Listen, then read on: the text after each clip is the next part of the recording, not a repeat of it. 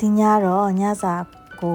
အတွက်အခုချက်သွန်ဒီပပားလှီးမယ်ဆက်လက်ရွက်လေးတွေပပားလှီးထားမယ်ပြီးရင်တခွာသီးလေးတွေအခုစားသလောက်အနေထားလေးတွေပပားလှီးထားမယ်ပြီးရင်တော့ဒါကတော့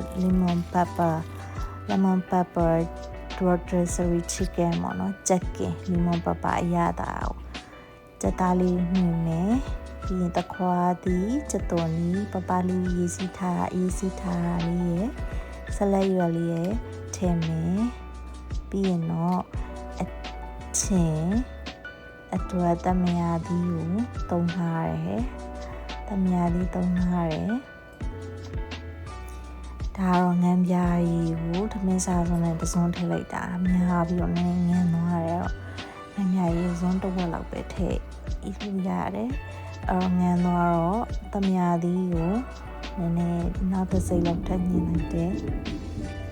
ဒီအငံပေါ်သွားအတွက်လှီးထားတဲ့ချက်သွန်ဒီအကုန်လုံးကို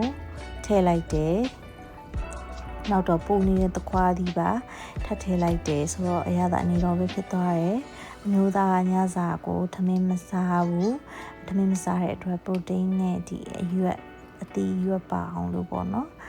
တုပ်ပေးလိုက်တယ် lemon pepper chicken ဆိုတော့မအီပေါ့နော်အနေရသားလေးကလည်းမှုကြီးတယ်စားလဲထည့်စရာမလိုချုံမုံလဲထည့်စရာမလိုစီလည်းမထည့်ဘူးပေါ့နော်ငရုတ်သီးစိမ်း2တောက်ထည့်ထားတယ်ကိုသမယာသီးနဲ့ငံပြားရီငရုတ်သီးစိမ်း2တောက်လေးပေါ့နော်ချက်တော့အဖြူကြိုက်တယ်လို့လည်းပပလေးထည့်လို့ရတယ်အရန်ကိုကိုယ်လိုက်ပြီးတော့စားကောင်းတဲ့ဒီနာလေးရသွားတာပေါ့နော်